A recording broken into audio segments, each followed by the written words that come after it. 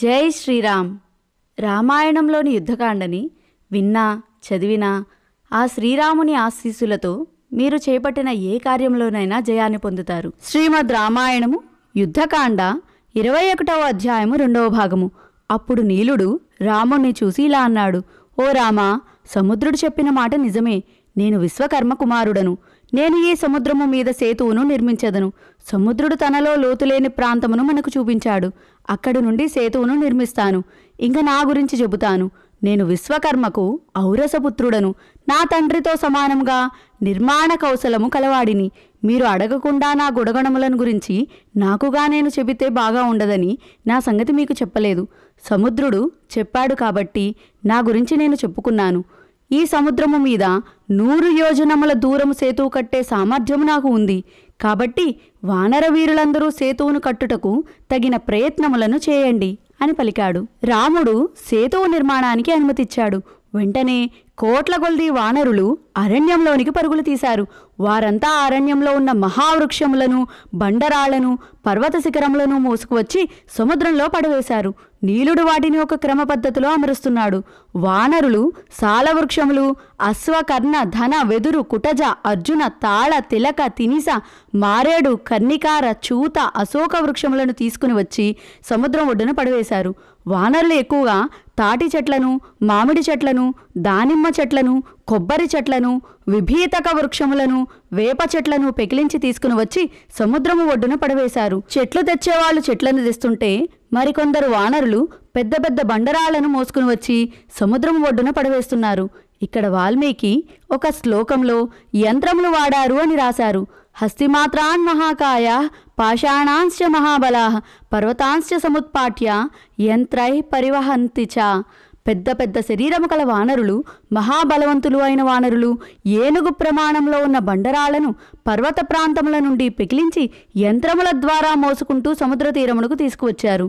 వానరులు తెచ్చిన పెద్ద పెద్ద బండరాళ్లను సముద్రంలో పడవేస్తుంటే సముద్రము నీరు ఆకాశమంత ఎత్తున ఎగిరిపడుతున్నాయి.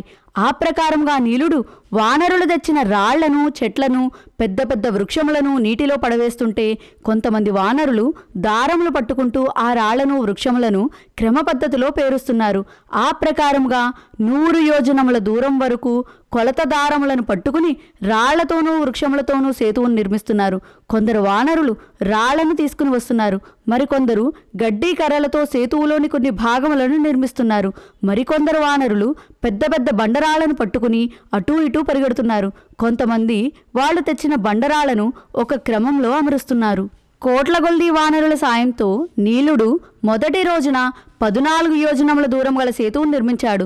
రెండవ రోజున 20 యోజనముల దూరం గల సేతువును నిర్మించాడు. మూడవ రోజున 20 యోజనముల దూరం గల సేతువును నిర్మించాడు. నాలుగవ రోజున ఇంకొక 25 యోజనముల దూరం గల సేతువును నిర్మించాడు. ఐదవ రోజున 26 యోజనముల దూరం గల సేతువును నిర్మించి సముద్రం ఆవలి ఒడ్డుకు చేరుకున్నారు. విశ్వకర్మ కుమారుడైన నీలుడు వానరుల సాయంతో అత్యంత నైపుణ్యంతో సముద్రమునకు అడ్డంగా 100 యోజనముల దూరం గల సేతువును నిర్మించాడు. వానరులు సౌకర్యంగా నడవడానికి ఆ సేతువు మీద చక్కని నున్నటి దారిని ఏర్పరిచారు. ఆ సేతువు ఆకాశంలో కనబడే నక్షత్ర మార్గంలా ప్రకాశిస్తూ ఉంది. సముద్రానికి తీసిన పాపిడిలాగా ఉంది. దేవతలు, దానవులు, గంధర్వులు ఆకాశంలో నిలబడి ఈ వింతను తిలకిస్తున్నారు. ఆ సేతువు 10 యోజనముల వెడల్పు, 100 యోజనముల పొడవుతో ఉంది. ఆ సేతువును చూసిన వానరుల సంతోషములకు అంతలేదు. కొంతమంది వానరులు ఆ సేతువు మీద ఎక్కి దుముకుతున్నారు, ఆడుతున్నారు, గెంతుతున్నారు. కొంతమంది వానరులు అప్పుడే ఆవలి ఒడ్డుకు చేరుకున్నారు. సుగ్రీవుడు రాముడిని హనుమంతుని భుజం మీద, లక్ష్మణుణ్ణి అంగదుని భుజం మీద ఎక్కమన్నాడు. వారు రామలక్ష్మణుల ఆకాశ మార్గంలో ఆవలి ఒడ్డుకు తీసుకుని వెళ్లారు. వానరులు కొంతమంది సేతువు మధ్యలో నడిచి వెళుతున్నారు. మరికొంతమంది సేతువు పక్కల నుండి వెళుతున్నారు. కొందరు కాసేపు నీటిలో ఈదుతూ మరికొంతసేపు సేతువు మీద నడుస్తున్నారు. మరికొందరు ఆకాశంలో ఎగురుతూ వస్తున్నారు.